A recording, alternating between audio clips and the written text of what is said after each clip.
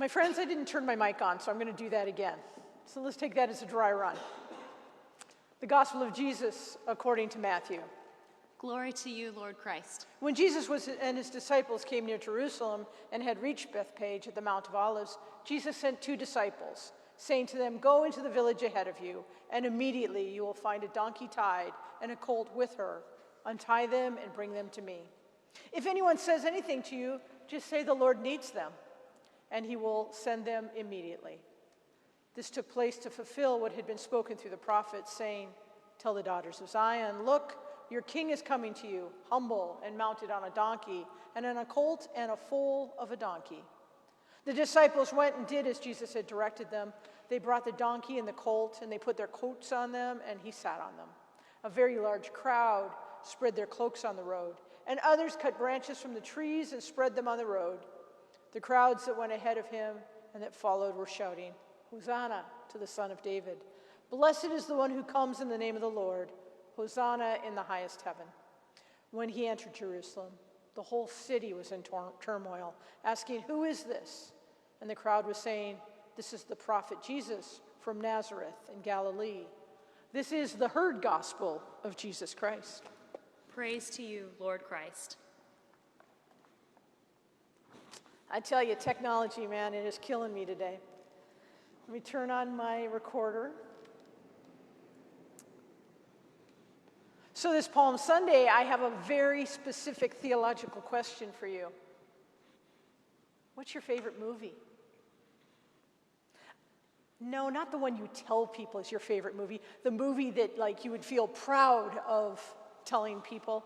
Your secret favorite movie that's a little embarrassing.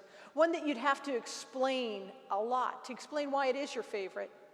I mean, if you ask me what my favorite movie is,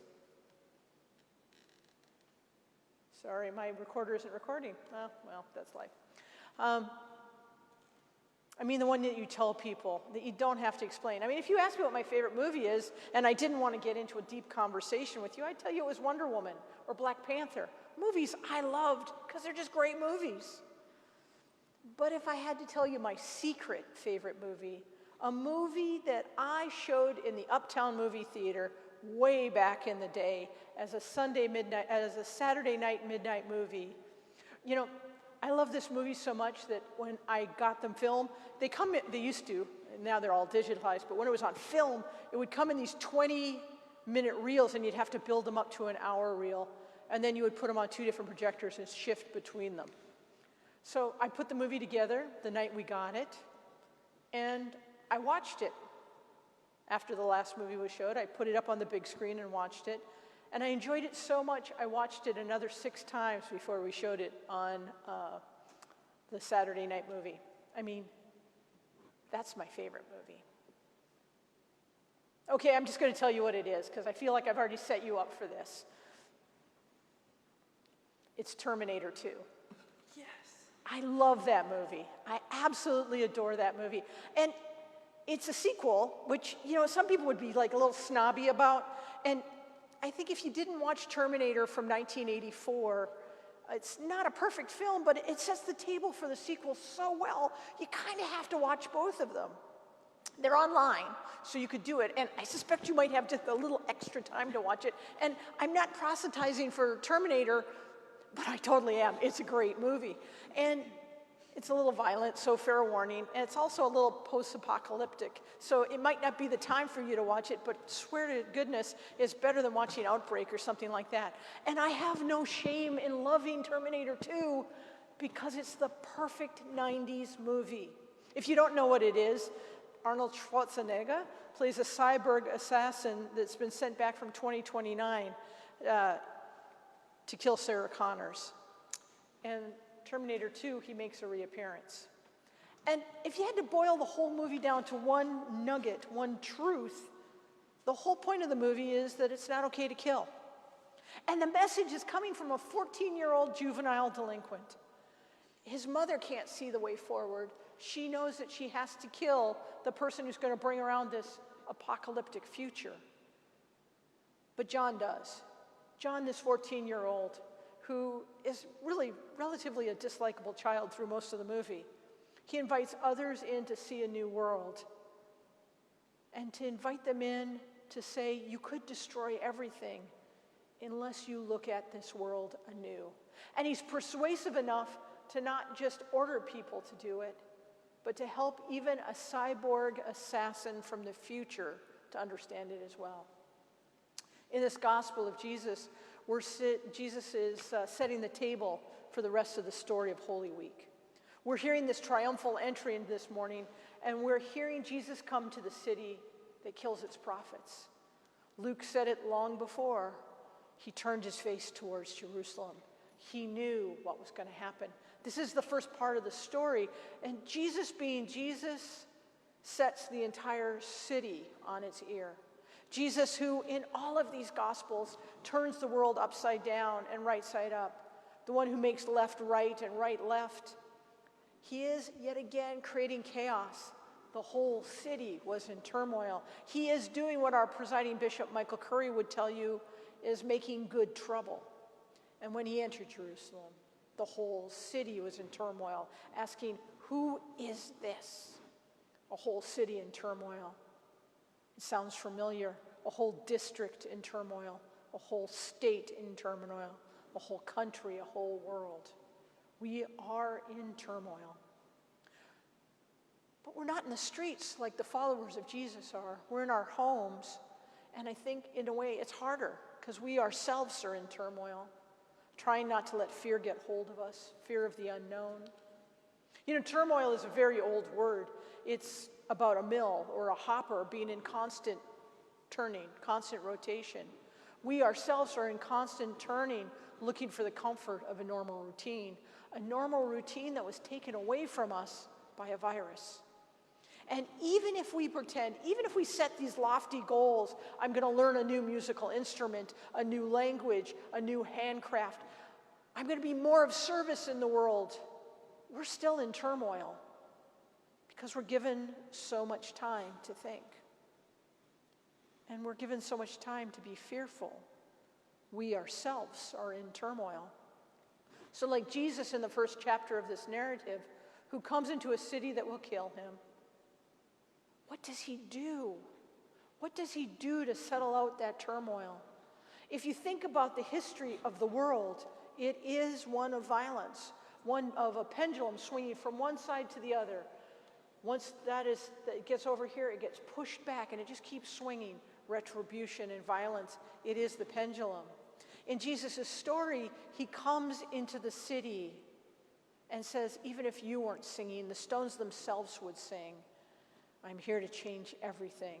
And his story will continue on Maundy, Thursday with his capture, and he continues to stop that pendulum. He does not allow any of his disciples to hurt the Romans or the authorities. His death on Good Friday leaves an absence. But when he comes back, it would have been so easy to have that pendulum of payback swing back and forth and back and forth.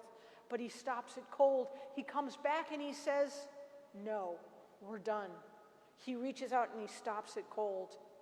Jesus is setting a table for us to see the world anew, to open ourselves up to see the world anew. And we as humans need it. We need that new reframing because we're in turmoil. We always are. We're just noticing it a lot more right now. We need to have the spinning stop. We need a new frame.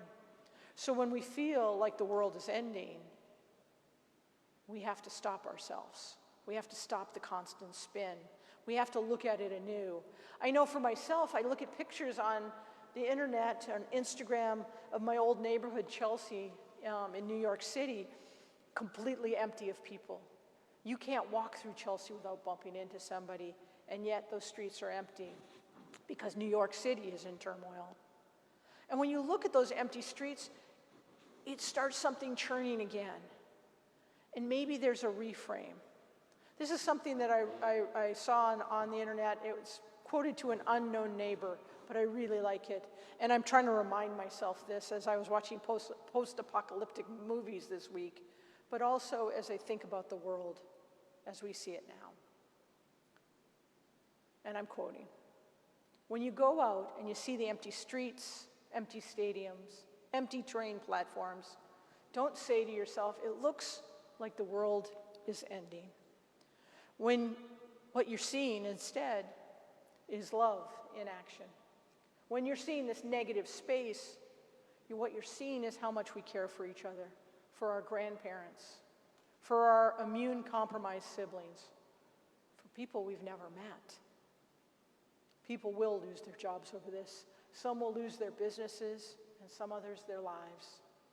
All the more reason to take a moment when you're out on your walk or on your way to the store, watching the news, to look into the emptiness and marvel on all that love.